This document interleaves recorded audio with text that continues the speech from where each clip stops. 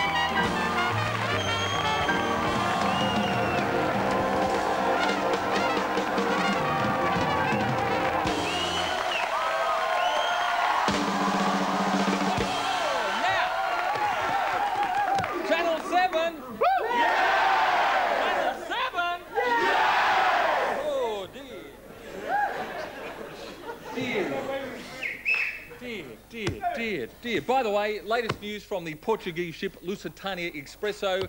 It is safely out of Indonesian territorial waters, which is good news. Very good news. And it's just come second in the America's Cup trials, which is fantastic. What a wag. No. Actually, Lusitania Expresso expected to make a bit of money on the return trip once they fire up their cappuccino machine.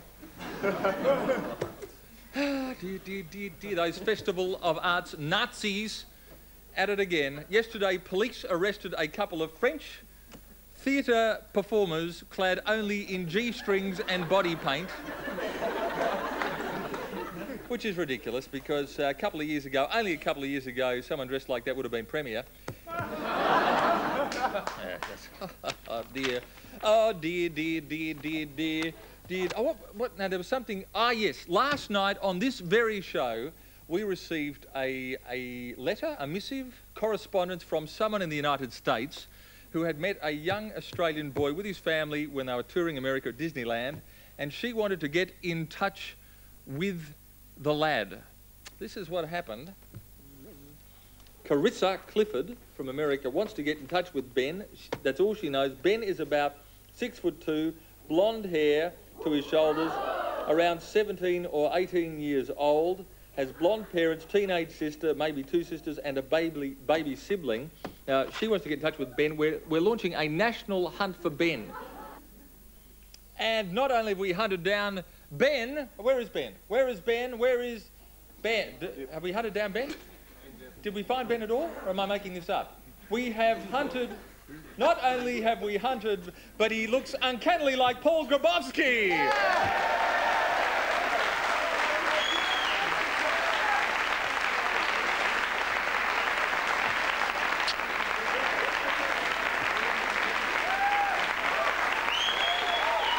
There's Ben! There is Ben! There is Ben.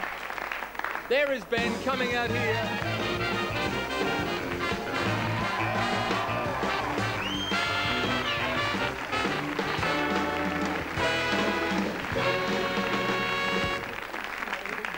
Don't sit, damn it. I just wanted to find out with you here. Back to the green room with Ben. Thanks.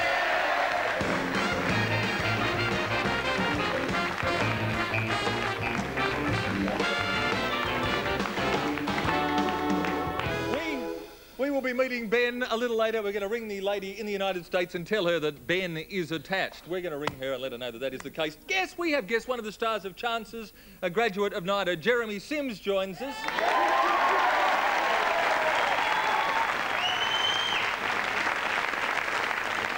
Host of the ABC science show, perpetrator of many practical jokes, including broadcasting from the delivery room when Princess Di gave birth. Robin Williams is with us.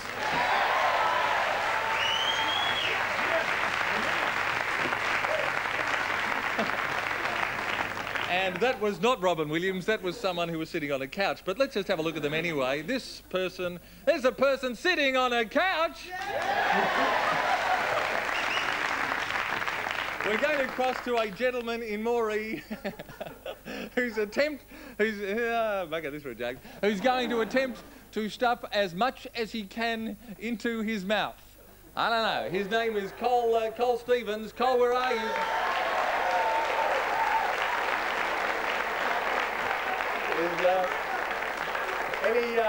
No sign of Cole? Oh, that really would be asking for too much, wouldn't it? Ah, dear. And we'll be looking for another victim in our Shower of Power competition.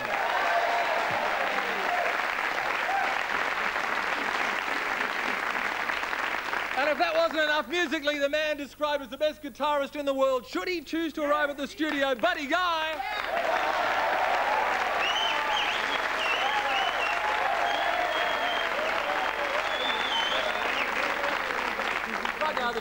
Right now it's time to, Jen, you've had a haircut. You've done your hair differently. Jennifer, the queen of the newspaper.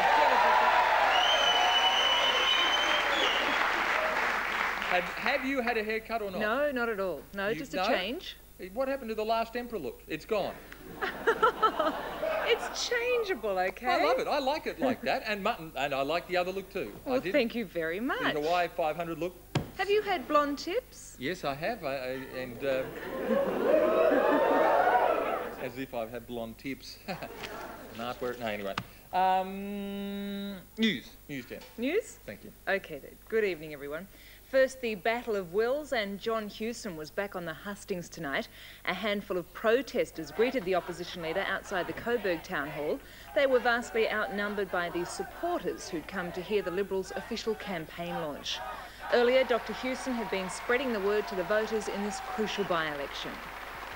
Today, John Hewson went out of his way to meet as many voters as he could. His only mistake, this faux pas at the opening of Liberal candidate John Della Creta's campaign office. John has made a very long-term contribution to the area of Wills, runs a very successful small business in Wills. Problem is, the candidate's factory isn't in Wills, a fact which has already proved somewhat embarrassing for the Liberals. But if the opposition was caught shifting ground today, so too was the government on the future of its controversial ban on election advertising on radio and television. The government's not made its mind up about this. What I said was that we needed some time to see just what impact this sort of legislation was having on a number of elections. John Hewson believes there's no doubt the government will scrap its political ad ban before the next federal election. The peace ship Lusitania Expresso is on its way back to Darwin tonight after being stopped by Indonesian warships. But protest organisers say despite failing to reach East Timor, the trip has highlighted the plight of the former Portuguese colony.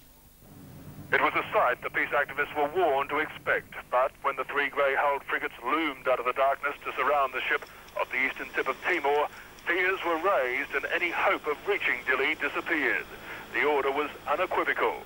I tell you, directly to leave this area and proceed your sailing without delay to the high seas through the shortest routes. In all, 3 warnings were issued, each declaring that if the ship didn't leave the 12-mile territorial limit, action would be taken. Just what action was not spelt out. Boxing champion Jeff Fennick will have to wait until May to learn the result of assault charges against him. Court proceedings against Fennick were adjourned today after more evidence from a witness who claims he saw the boxer hit a Sydney greengrocer. The prosecution has another 9 witnesses to call, including a fruit shop customer. Members of a Colombian drug ring are facing court after police cracked their ingenious smuggling operation. The gang had been turning pure cocaine into coffee beans, sweet corn, even fake glasses and lollies. The drug was shaped, painted and packed, ready for shipment to Italy and Spain. And in Adelaide, a brief court sequel to an arresting festival performance. Two members of the French street theatre group Illitopi, nabbed by the long arm of the law during their near-naked show yesterday, were told that all charges had been dropped. Police decided the perceived mischief of the actors was cured by their arrest. An Australian syndicate that took out a $36 million lottery in America has finally been told it can claim the prize money, but it won't pay to leave the syndicate. Under US laws, each investor gets just $400 a year. Under the American system, the money will be paid in annual instalments of about $1.3 million over 20 years. This is how NBC News told its viewers that Australians will collect their $36 million. Well, today the Australians got the news that they were waiting for. We believe that all doubts must be resolved in favour of the player. 2,500 investors each contributed $4,000, snapping up 5 million of the 7 million possible combinations before the lottery closed. International Lotto Fund says it will continue to enter similar lotteries around the world. In the US, news of the Aussie win had a mixed response. I was hoping that, hey, they wouldn't come forward, and of course it goes back into circulation and we all get another chance at it. I'd like for them to ensure that the little people, that it's the way it always was for them. And finally, the latest medical breakthrough means an Adelaide woman can look forward at last to a good night's sleep.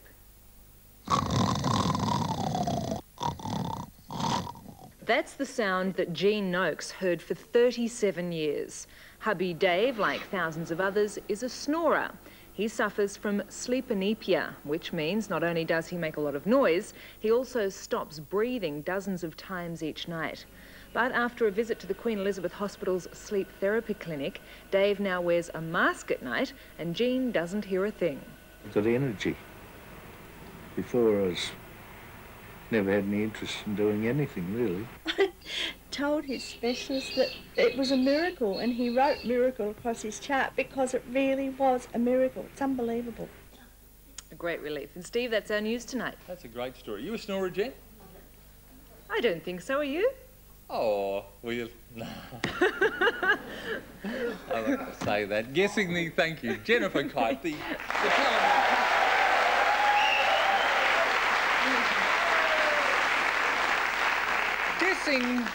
Guessing the number of jelly beans in a jar or cramming hundreds of people into a phone box or a mini miner are common stunts for people trying to get into the Guinness Book of Records. But Colin Stevens from Palamalawar in northern New South Wales is more interested in what he can get into his mouth. Tonight from the Moree pub, would you please welcome the mouth from Moree, Colin Stevens.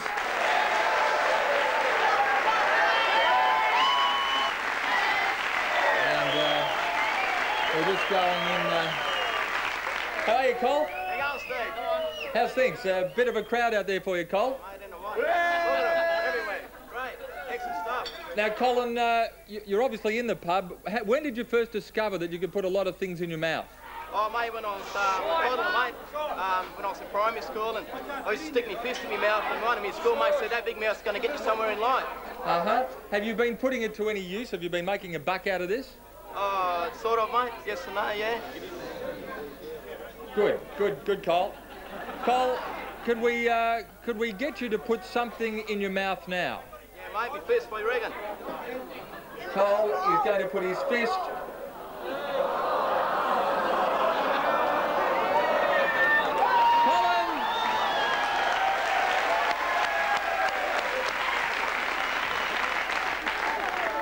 Cole, anything else you can make in your mouth, son? Yeah, mate, orange, what do you reckon? An orange into Cole's mouth. Come on, everybody, get back.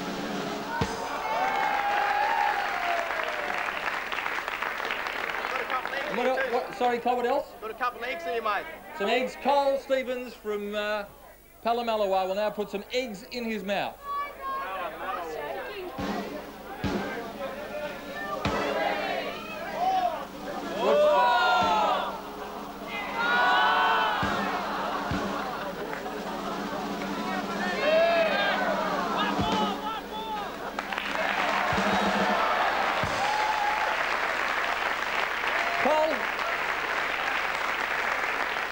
Cole, we've got to take a break. Will you stick around and see what else you can put in your mouth throughout the course of the show? Thanks, Cole.